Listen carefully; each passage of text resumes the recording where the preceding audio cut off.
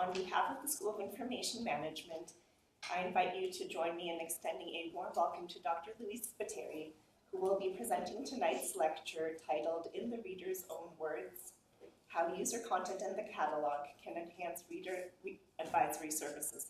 Thank you. Thank you for the welcome. I'm apparently a guest, a guinea pig, so we're trying something new. So I have a certain area that I can't cross. So I feel there should be a big X on the floor saying, this is your area. So I do apologize if it looks a bit awkward. I think we're okay, and we'll do this. So thank you all, and it's lovely to see you. This is my second time, I think, seeing some of you. I did a Dublin core class with you.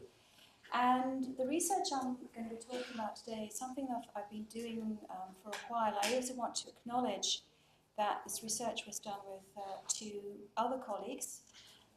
One is Laurel Truly, who is at the Sacred Heart School of Halifax. She is the information manager librarian, and Laurel has also taught in this program. She's the other side of me. She also does cataloging. And my other research partner is Jen Bukowski, who is an independent researcher. She was formerly at the university, the Library Information Science program at Wayne State University in Detroit. So I've been looking at the area of social tagging since it actually first started in 2004. In fact, I think I was the second scholar in LIS to actually look at this area.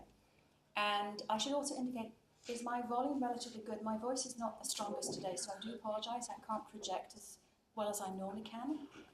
And we became very interested in particular about the ways in which we can use tags created by the end user to enhance the quality of the information that we provide in catalogue records. And very often what we provide in the catalogue record is more for cataloguers than it is for the public. There's sometimes a bit of a discrepancy there in the type of information we provide.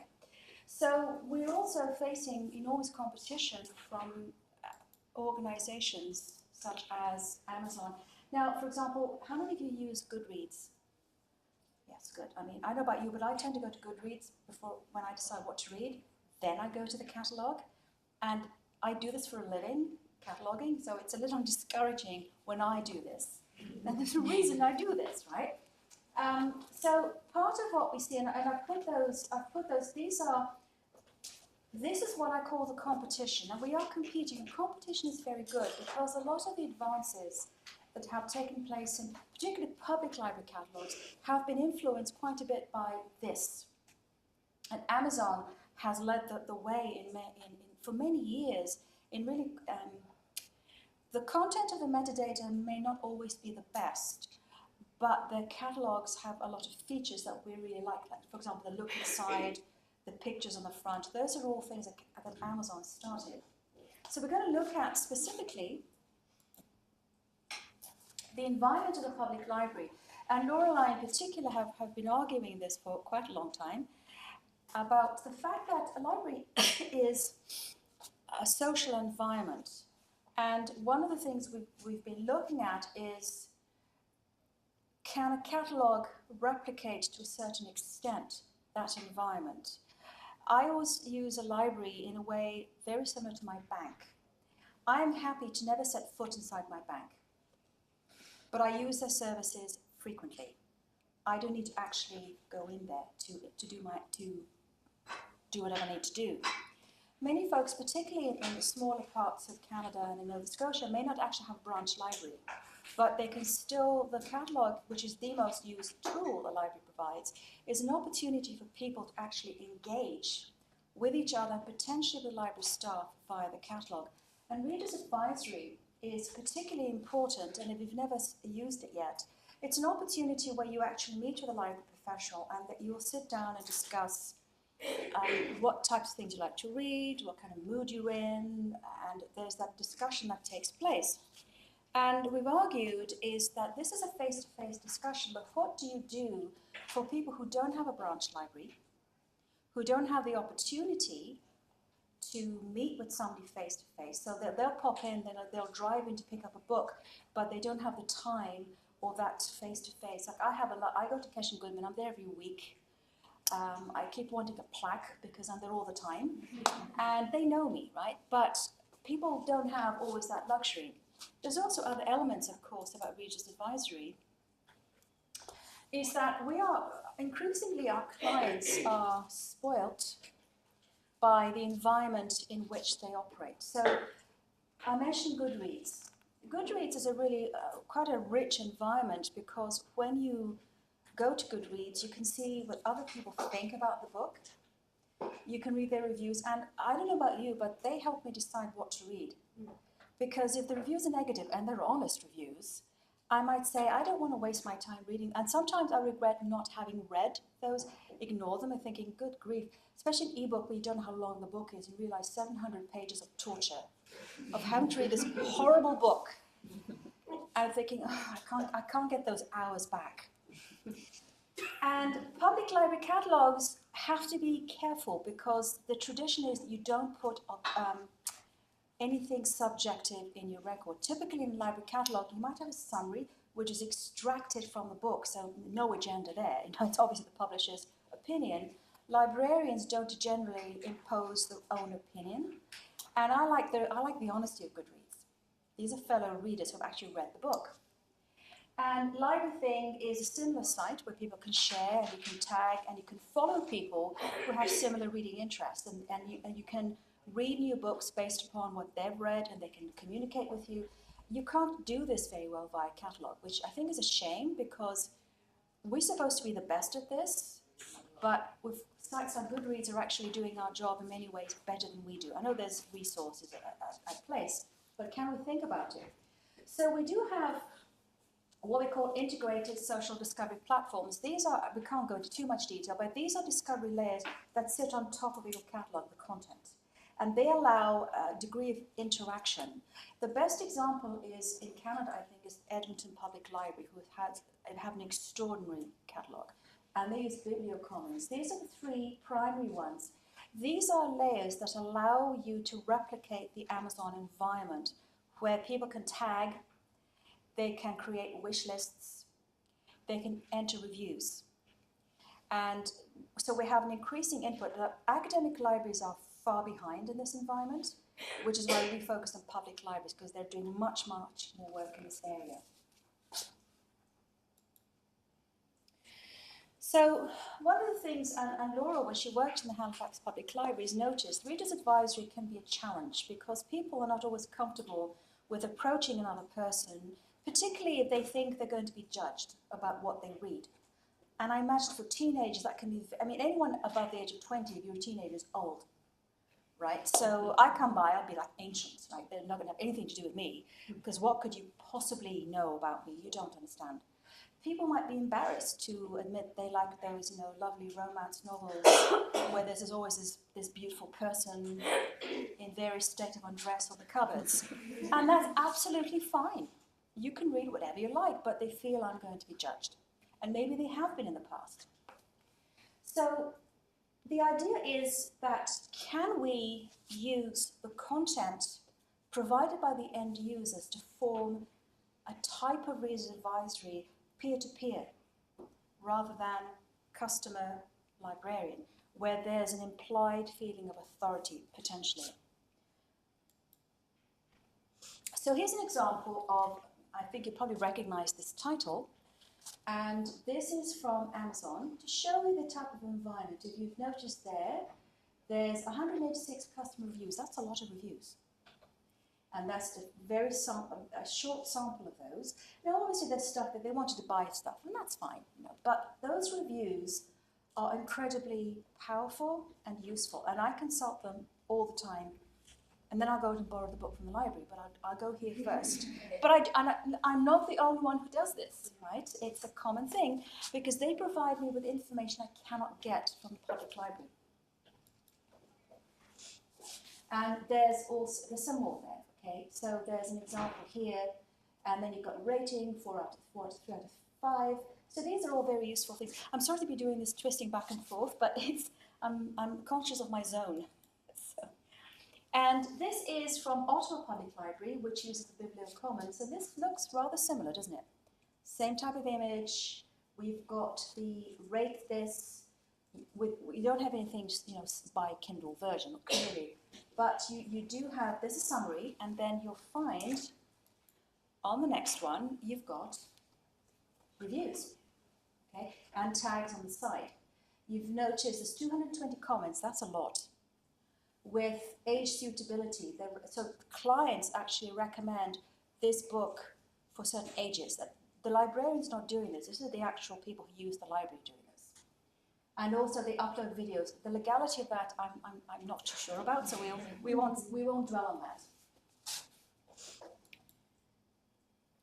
So Reader's Advisory, again, traditionally revolves around reading, normally works of fiction, not exclusively.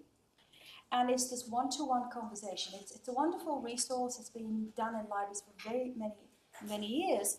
But a lot of research has shown, in fact, that Reader's Advisory can be limited based upon various factors, many of which are listed there. Shyness is one of them, discomfort with sharing. Sometimes there are linguistic barriers where people might feel my oral skills in English it's going to be difficult to communicate. I can read English fine, but my spoken English may not be strong. So people might feel self-conscious, a little embarrassed. And also, there's also the age, gender, or culture, and you may not actually have access to a physical branch of a library. So what we've been arguing for years is that the user-generated content in the form of tags and reviews can actually provide readers get their input as they do in Amazon and Goodreads. They're sharing their thoughts about the books because catalogers generally haven't read the books they catalog. We don't have time to do that. We don't. Whereas the clients have. So they actually know the books much better than we do in many ways.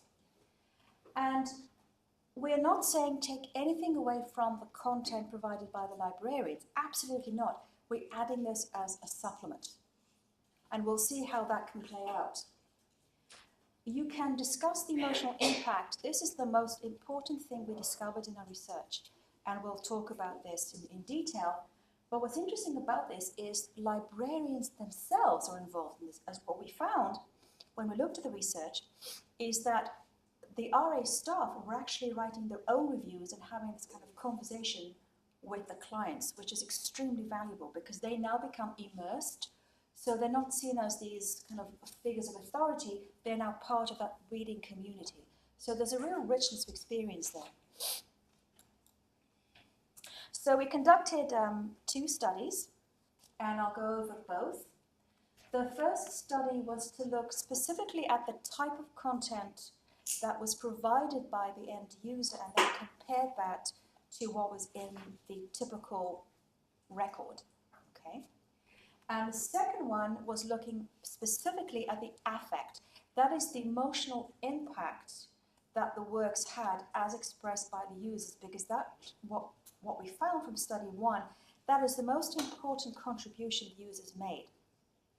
And we'll discuss that in more detail.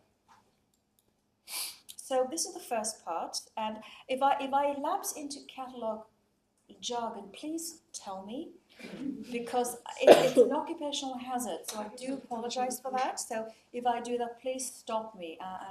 That's absolutely fine.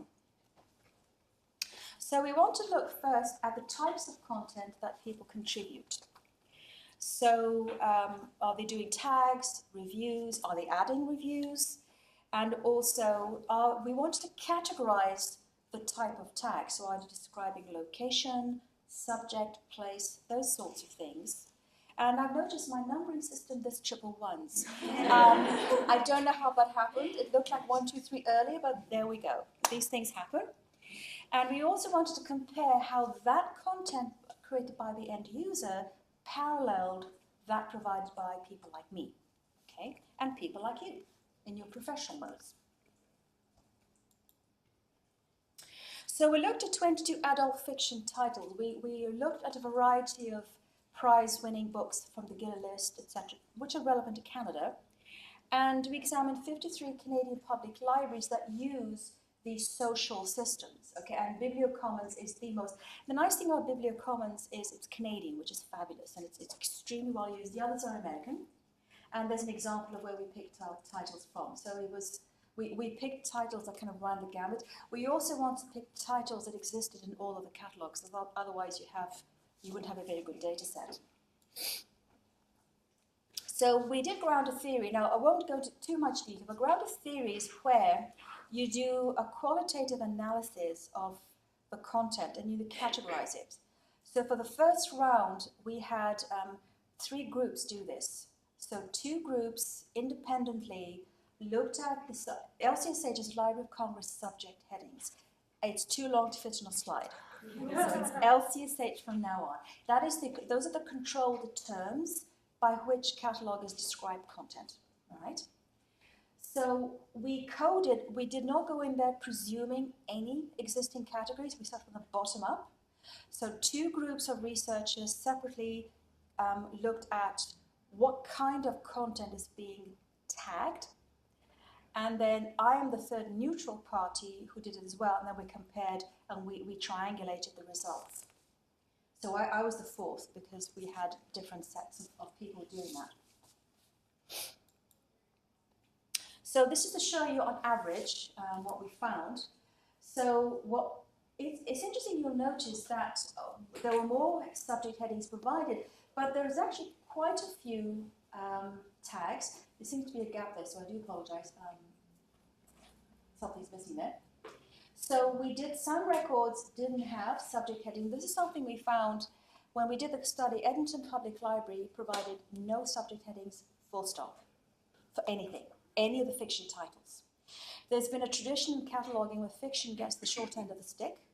Non-fiction gets a lot of attention. With regard to subject headings, fiction, not so much. So in some cases, the tags were the only thing there to describe content. That's quite an omission there. Again, numbers are lovely, but I don't like to be blinded by numbers, especially when there's an empty space there, so we'll just move on.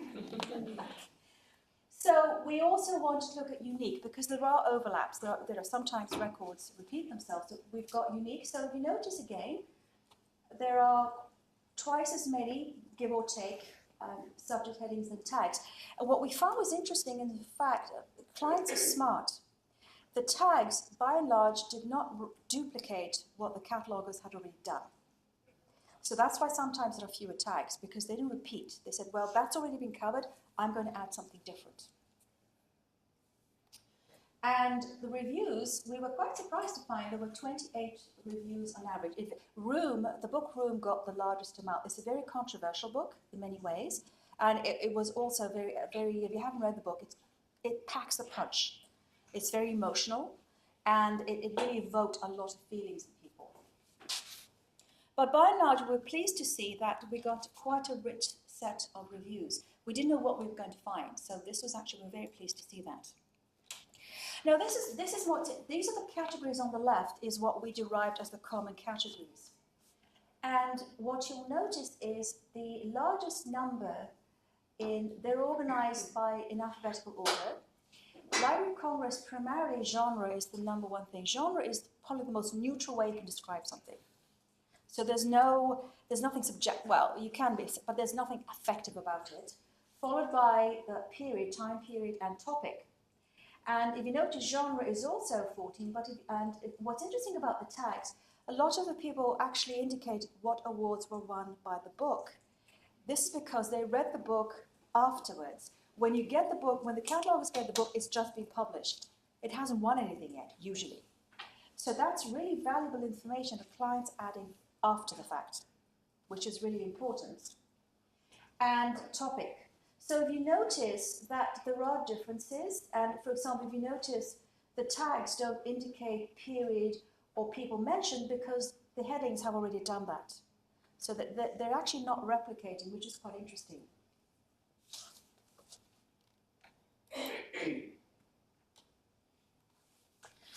What we found particularly interesting about this is looking particularly at the reviews, and I'd like to draw your attention to the bottom, the readability and tone in red.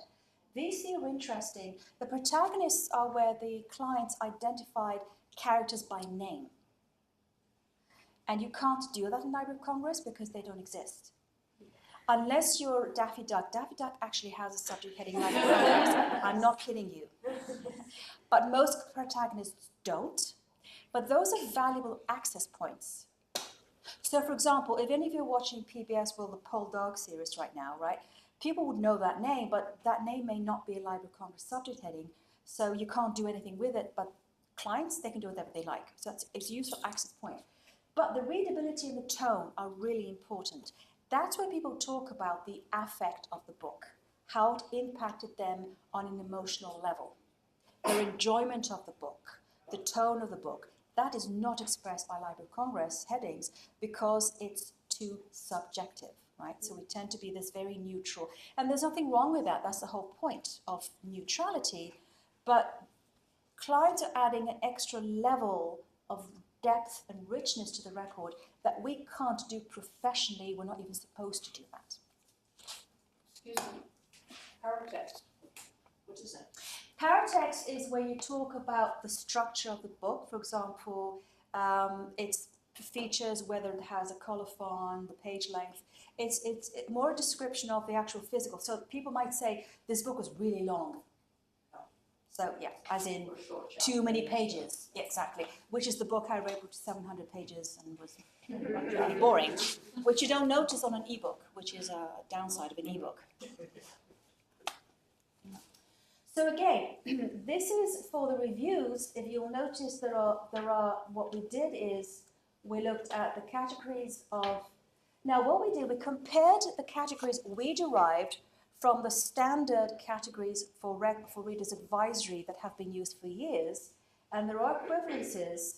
But what we found is, for example, a lot of clients indicated. They named authors. They say, this book reminds me of this other author that I've read, which is a really good useful tool for Reader's Advisory because if you like this person, you will like that person type of environment. Okay. So what we found is that there are a lot of similarities between what the clients contribute and what traditionally we have been contributing. And that comes back to my point. This is valuable content. They're not doing kind of these weird things off, There's a lot of intelligent information being provided there by the end users. The review categories are some interesting things. And if you'll notice, the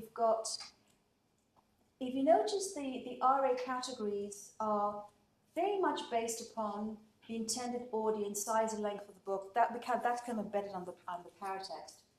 There are some but if you notice, for example, the user categories have a lot of personal notes. That's when they talk about, this reminds me of a book I read when I was a child, or I experienced something very similar. That's not anything that has been covered traditionally in our catalogues. Readability, tone, emotional experience, there are equivalences. So what we found, and I think the next slide will do a better job of describing this, is that the bibliographic records, not surprisingly, provide really the very factual content of the work. So they do things like they describe the period in which the story takes place, the geographical location of something, the genre, and sometimes they'll talk about, and also the topic. So this is a mystery. Well, mystery could be a genre as well.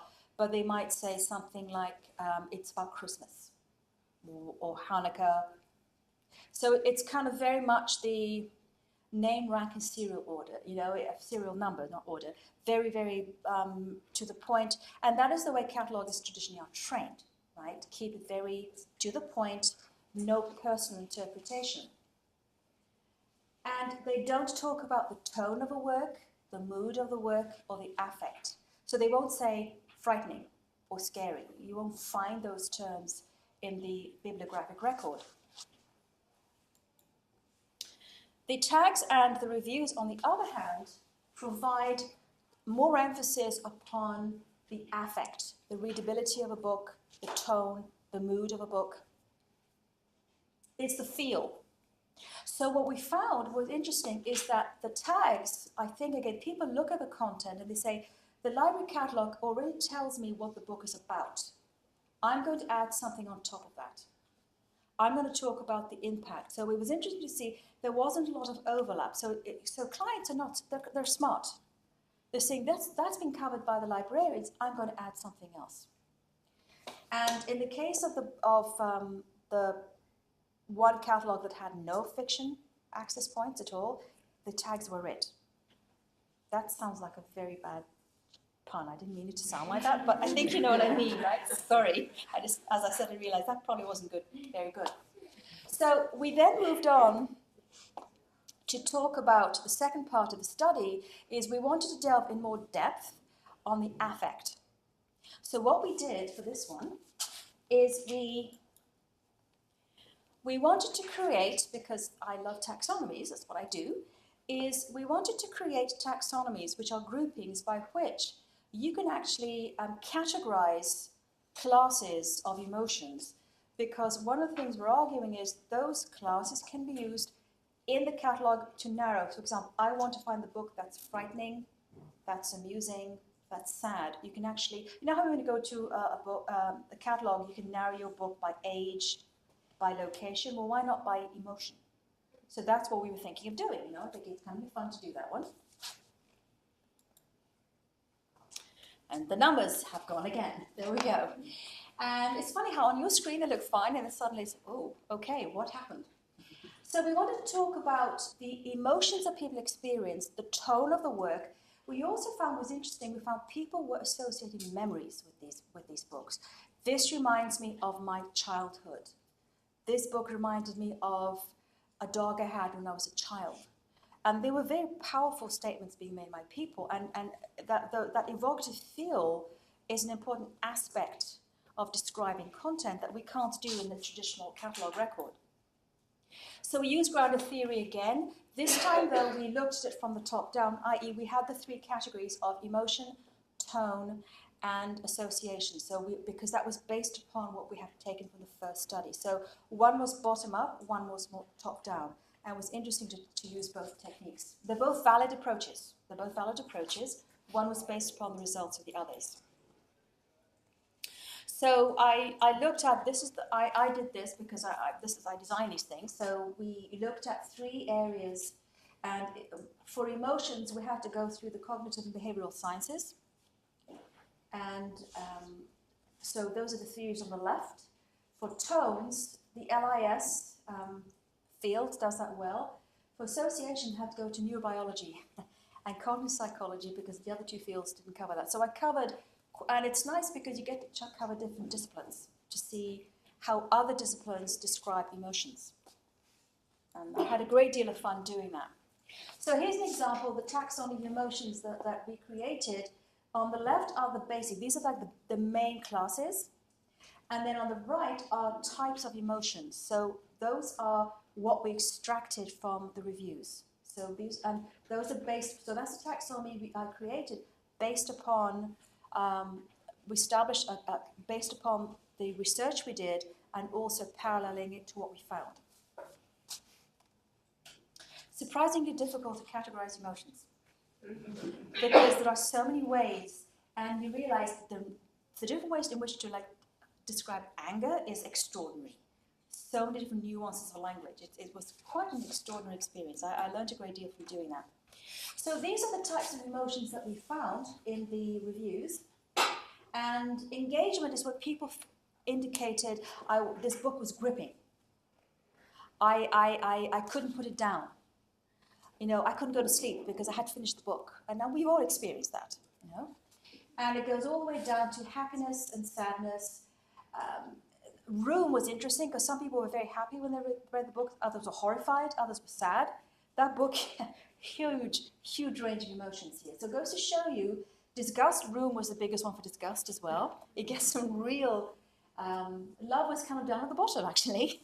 But the happiness and the sadness, so it's quite interesting. So again, none of those things can be expressed in the regular catalogue record. The tones there's quite a lot of tones there. And I apologize for the colour. I tried to build a table in PowerPoint. It just it wasn't readable, so I had to do a screen grab. So cerebral, charming, again, you will notice for me, it was like I was in complete heaven designing these things.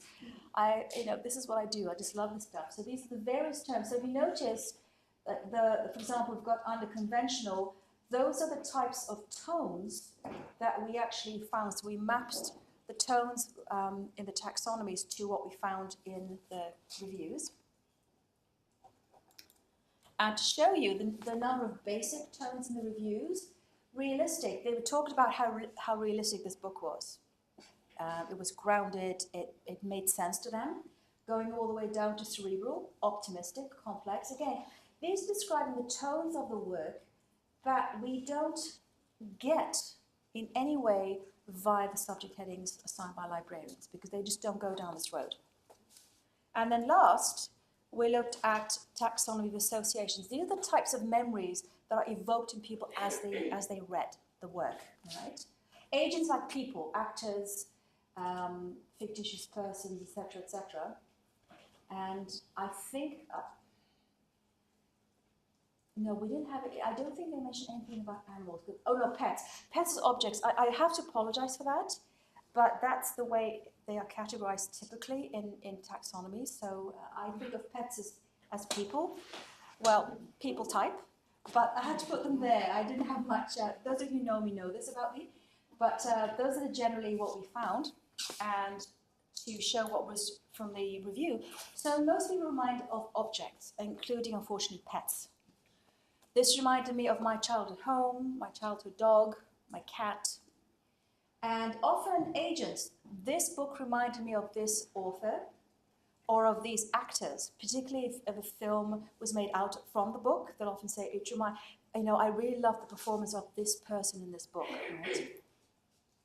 Their childhood experiences, places, etc., etc. Again, those things don't tend to appear in the traditional record.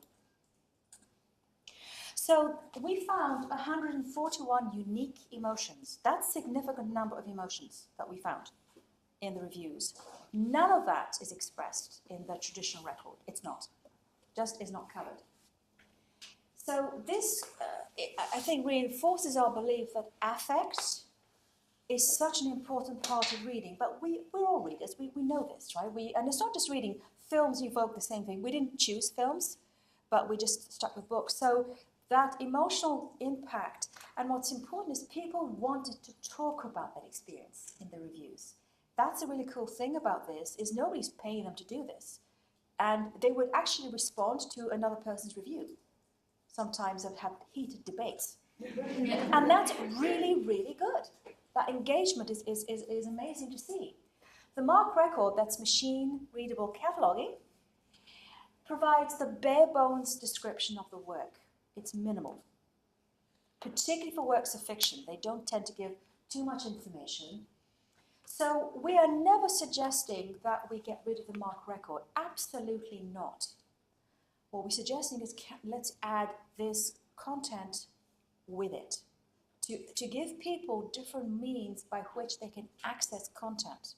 So, for example, those emotions, one of the things I'm suggesting is, for example, that taxonomy could be useful even for the face-to-face interview. So somebody could say, if I'm your librarian, tell me the kind of mood you want to evoke when you read this book. Do you want something exciting, cerebral, realistic? Because you can actually then search for those books using those categories. So I'll go in, I want a book that's realistic, that's sad, that reminds me of my childhood. With something like this taxonomy, you can actually have that conversation and can actually search, potentially narrow your search in a catalogue using these categories.